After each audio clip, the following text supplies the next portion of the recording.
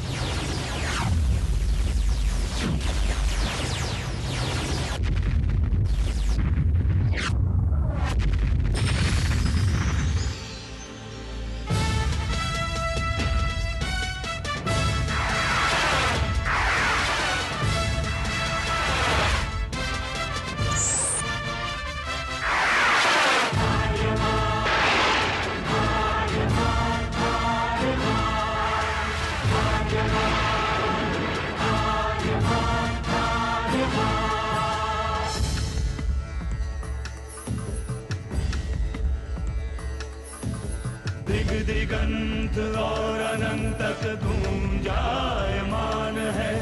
ब्रह्मनाद है विधि का वो अटल विधान है। धर्म की अधर्म पर विजय का वो प्रमाण है। जायमान है वो अटल विधान है। विजय का वो प्रमाण है। ब्रह्मांड का महान योद्धा आर्यमान है।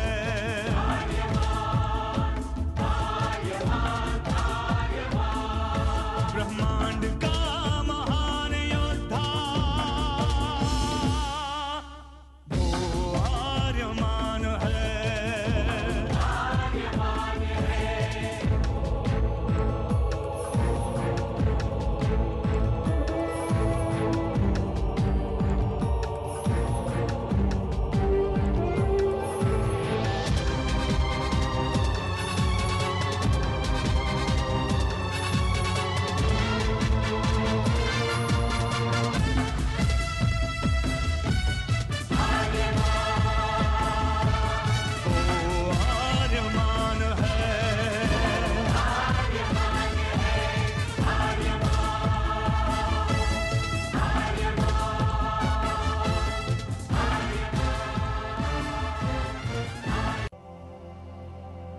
अनंत असीम ब्रह्मांड, अद्भुत, विशाल, विराट, जहां असंख्य आकाश गंगाएं प्रतिक्षण बनती रहती हैं, मिटती रहती हैं।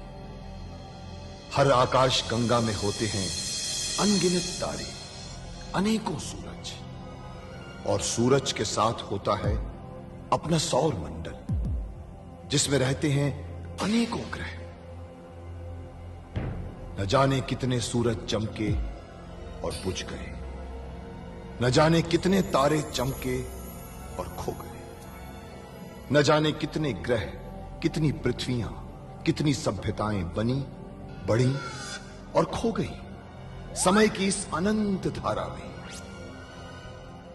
इन्हीं अनजानी परंतु अमर गाथाओं में से एक है महागाथा ब्रह्मांड के योद्धा आर्यमान की। बहुत समय पहले पृथ्वी से लाखों प्रकाश वर्ष दूर आर्याना आकाश गंगा में एक ग्रह था, थार।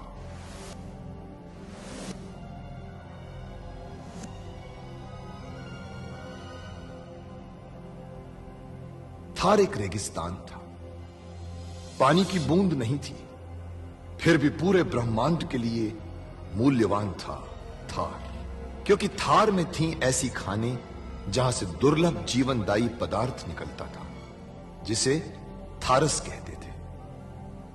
यह किसी भी ग्रह की जहरीली से जहरीली हवा को भी रासायनिक प्रक्रिया से प्राणवायु बना देता था, जीने के लायक बना देता था।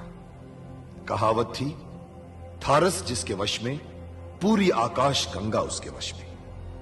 आर्याना आकाश गंगा की संरक्षक संस्था ओमियान के नियमों के अनुसार थारस को कोई भी व्यक्ति अपने वश में नहीं कर सकता था। यहां तक कि थार ग्रह का राजा जारांत भी नहीं। राजा होते हुए भी जारांत अपना राज्य गणतंत्र प्रणाली से चलाता था।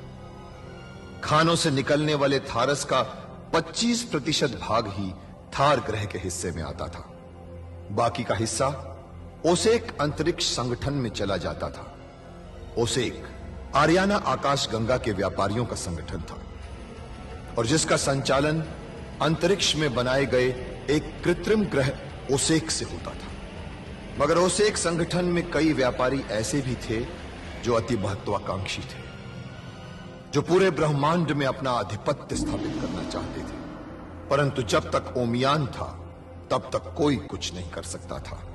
ओमियान अंतरिक्ष के लोगों की संरक्षक संस्था थी, जो अंतरिक्ष के निवासियों के हितों का पूरा ध्यान रखती थी और अपनी शांति सेना के द्वारा संपूर्ण ब्रह्मांड में शांति और व्यवस्था बनाए रखती थी। इसी ओमियान संस्था का अध्यक्ष था महान होशिंग। होशिंग जिस ग्रह पर रहता था उस ग्रह का नाम था कुरुक्षेत्र, जहां आज छिड़ी हुई है एक महाजंग।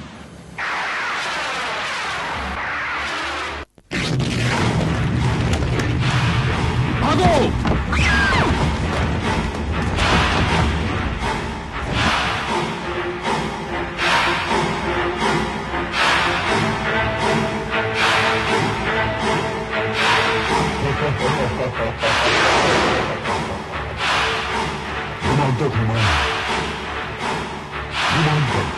अरे अरे, ये तो राक्षस है, धूमकेतु का बेटा धुमांतक।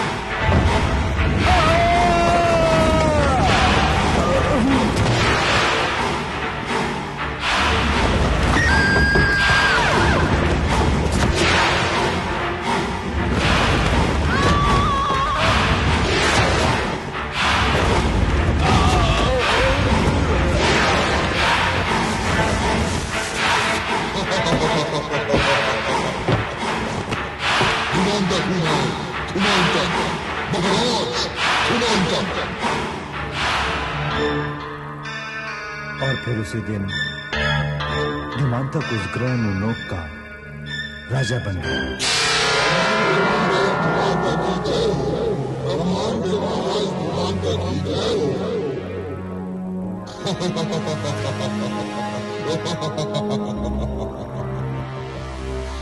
जब जब साइंस ने प्रकृति के साथ खिलवाड़ करने की कोशिश की है, तब तब जन्म होता आया है एक धुमांतक का।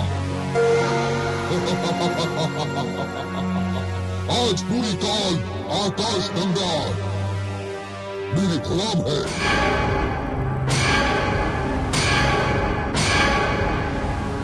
आप भाई है पूरे ब्रह्मांड की सैनिकों, तैयार हो जाओ पूरे ब्रह्मांड पर आक्रमण के लिए।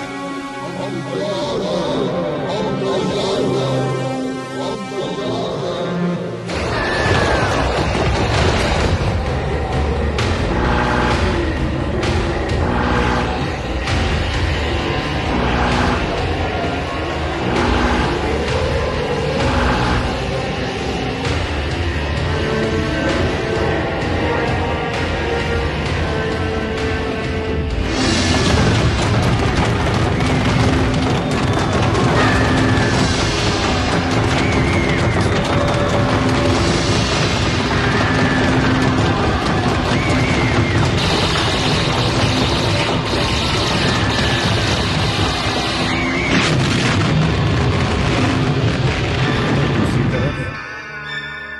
ब्रह्मांड सुरक्षा संघ के नए सभापति के रूप में उसी नौजवान का चयन हो चुका था जिसका नाम ओजवान था।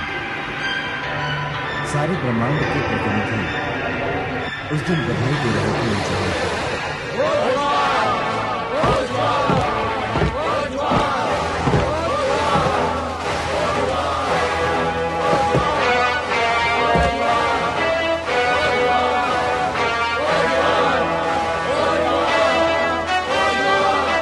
बधाई हो वत्स, जिस पथ के लिए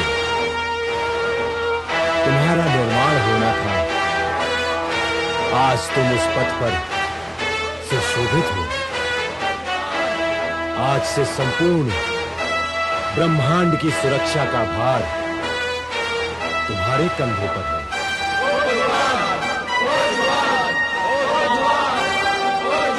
ये सब आपकी कृपा है गुरुदेव। सत्य का कवच तुम्हारे साथ है। गुरु वक्रांत ने ही शिक्षा दी थी ओजवान को। उनके मार्गदर्शन में ही ब्रह्मांड सुरक्षा संघ का सभापति बना दिया था ओजवान को। मगर उसी दिन रात को गुरु की बातों ने चौंका दिया था ओजवान को। हम रहे ना रहे, हमेशा तो नहीं रहेंगे हम।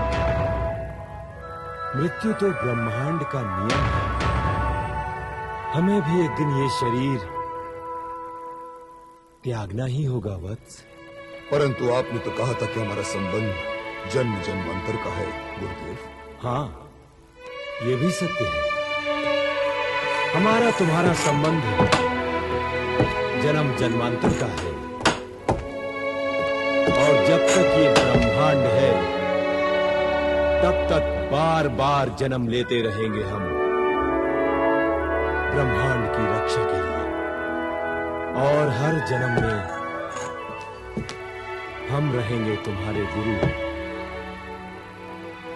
और तुम रहोगे हमारे शिष्य।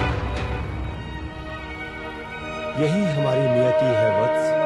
फिर आप इस जन्म में मुझे अकेला छोड़कर शरीर का त्याग कैसे कर देंगे गुरुदेव? क्योंकि मैं गुरु हूं तुम्हारा। मेरा जन्म और मृत्यु हमेशा तुमसे पहले होगा। हर जन्म में थोड़े से समय के लिए हमें तो अलग रहना ही पड़ेगा वत्स। और इस जन्म में मेरी मृत्यु के बाद तुम्हें अपनी मृत्यु तक मुझसे अलग रहना होगा वत्स। वहीं दूसरे जन्म में, मेरे जन्म के बाद, मुझे तुमसे तब तक अलग रहना होगा जब तक तुम्हारा दूसरा जन्म नहीं होता। और ये क्रम बार बार हजारों लाखों सालों तक यूं ही चलता रहेगा वत्स।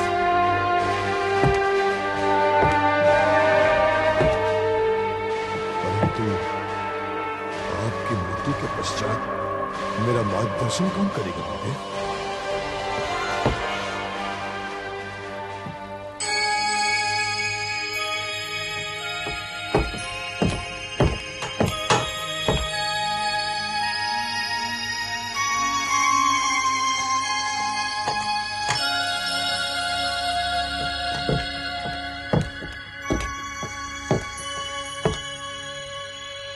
ये लो वत्स,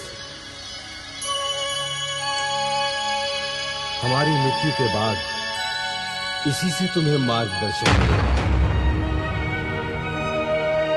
ये इस यंत्र में हमारा सारा ज्ञान छुपा हुआ है। हमारी मृत्यु के बाद तुम्हें कभी मेरे मार्गदर्शन की आवश्यकता हो तो इसे लेकर यहीं चले आना और इसे उसी स्थान पर रख देना। ये स्वयं संचालित हो जाएगा।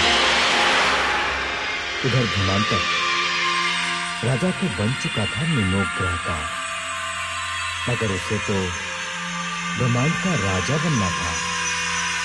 इसीलिए धीरे धीरे वो ब्रह्मांड के चारों ओर हाथ पांव फैलाने लगा।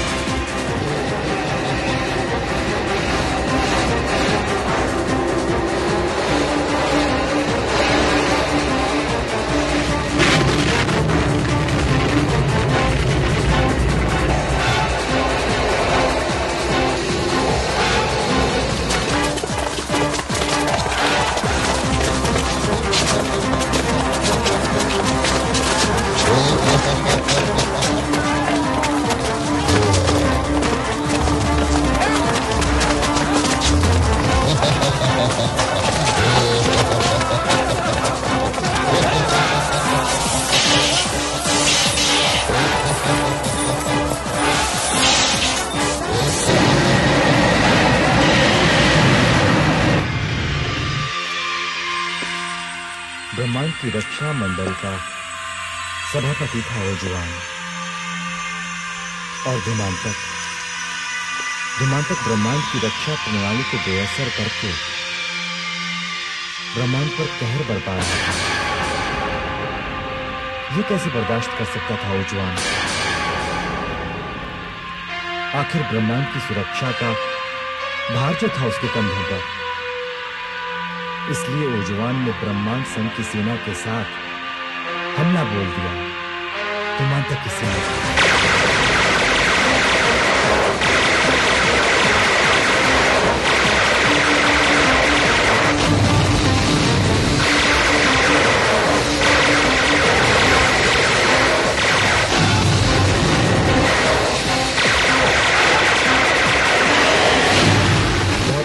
जंग हुई थी उन दोनों सेनाओं के बीच।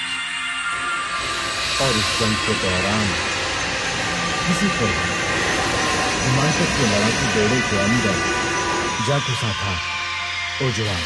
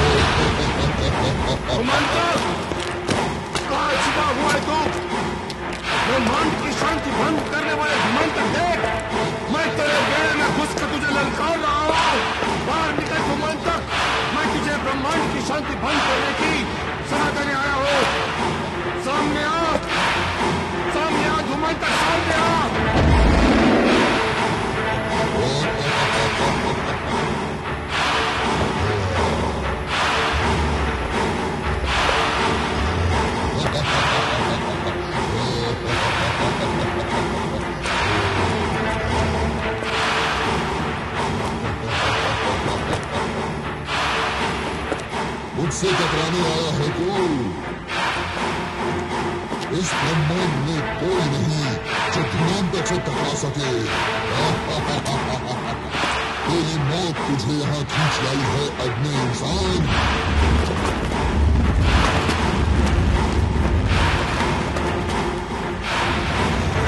सचमुच शैतानी ताकत प्रमाणित करती है, इसके बल से बचना था।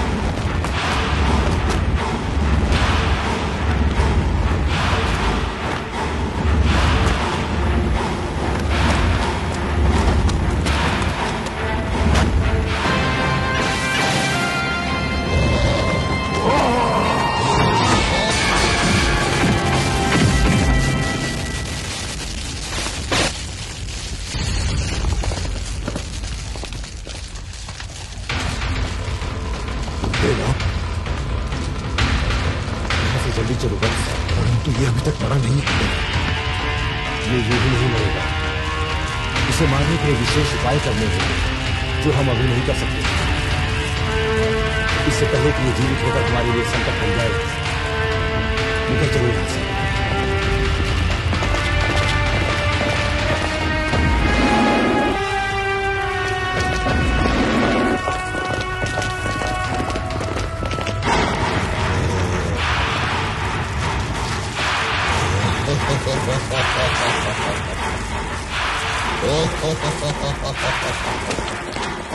धुमांतक अमर है, कोई नहीं मार सकता धुमांतक को।